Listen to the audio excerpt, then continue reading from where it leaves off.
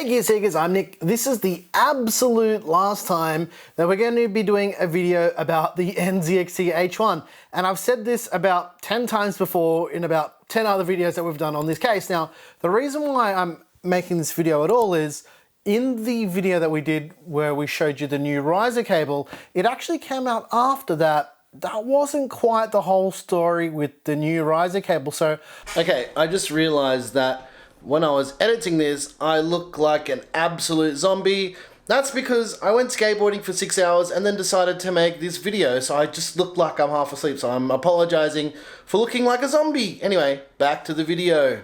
I wanted to give you guys a bit of an update with the findings that I had with this riser cable, and I also wanted to talk about why I'm going back to this for my music production PC. So let's roll that intro.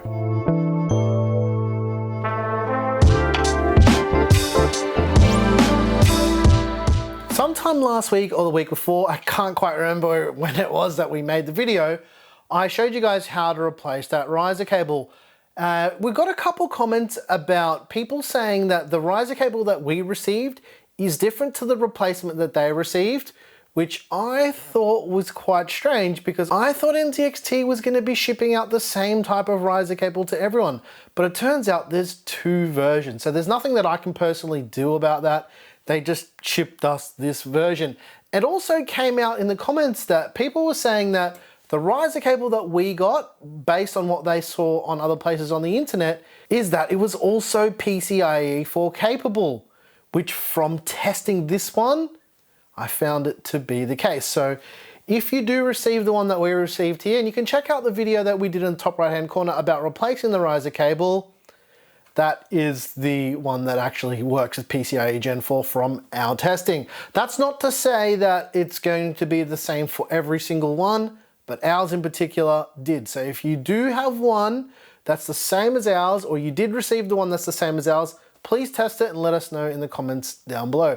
And as I mentioned in the intro, this will be our last content piece on the H1, full stop. We're done with it. After I put the music production PC back in here, I've got nothing more to say about it. We've exhausted every single thing with this case over the entire time it's been out. So we're not going to be talking about whether or not a certain GPU or all that fits. We've done lots of that type of content already. Top right hand corner right now, and in the description I'll chuck videos where we fit different GPUs in the H1. But without further ado, I'm going to be building my music production PC.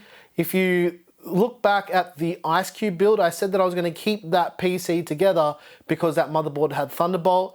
The problem with the Sunny Side Up Meshlicious is the connectors for all the I/O on the bottom for the GPU is very, very annoying, and this already fits into my setup, so obviously we're going back to the H1. But again, with everything that's happened with this case over the last 6 months, with the recall, yes, I'll correct myself. It was an official recall in Canada and the US. I don't think it was the case here, but in Canada and the US, it was a recall. Yeah, we just had to do this one more time. So without further ado, let's build.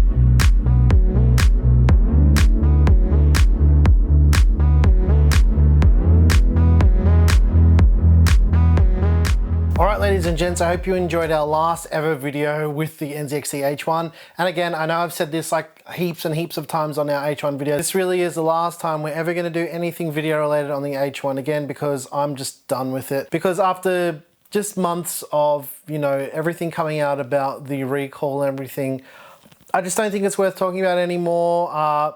There's been plenty of testing with the new riser cables and it's been shown that there is no fire hazard now. So it's been resolved, but I'm just done with talking about this case now. And now that it's gone back into production as my music production PC, I just don't really have that much more to add about it, other than the fact that it came out that there's two different types of replacement riser cables. Apparently we got the good one.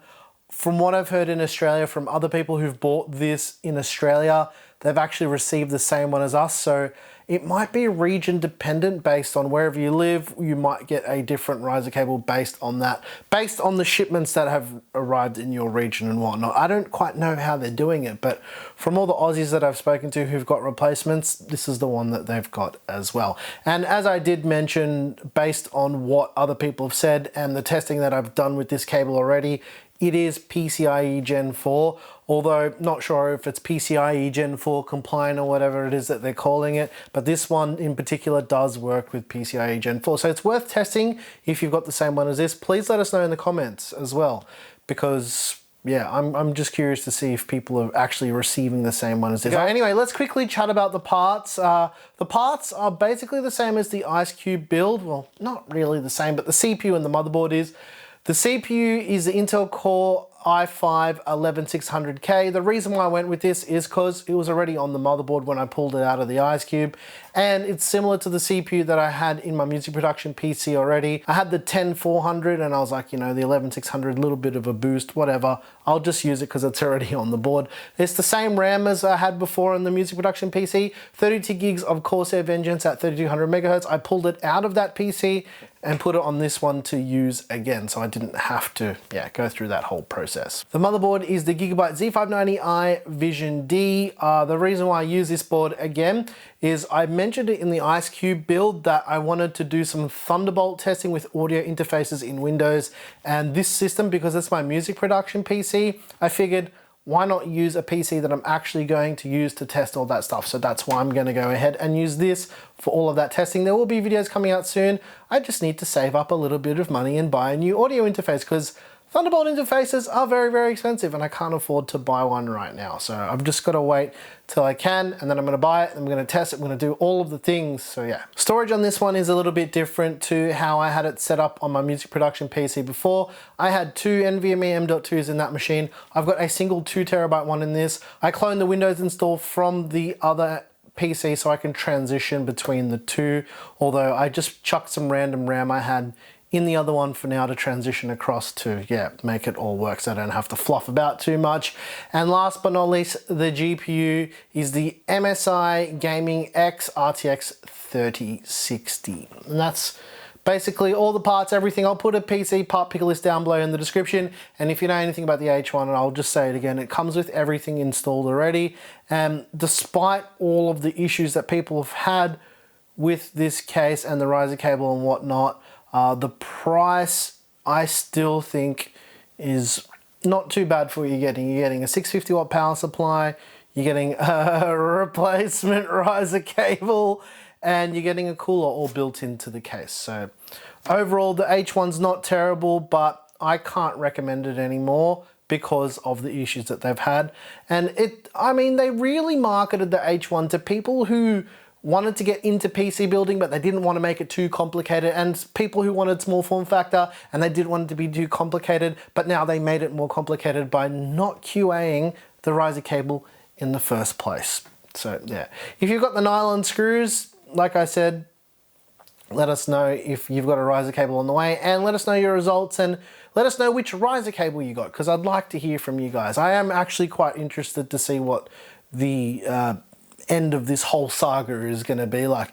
Maybe they'll do an H2 or an H1.5. People are calling it the H1V2 with replacement cables. I don't think it's just an H1, guys, with a different riser cable. But anyway, ranting, rambling, blah, blah, blah, blah, blah.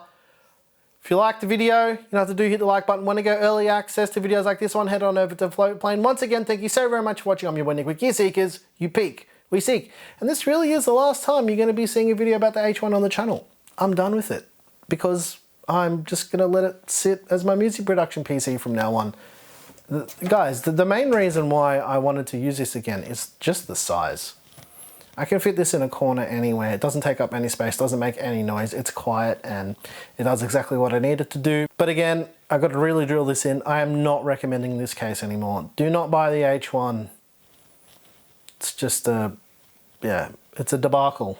It's a whole vibe. I'm not recommending it. But I like it. So yeah, it's a bit of a conundrum for me. Really like the case, can't recommend. Thanks for watching.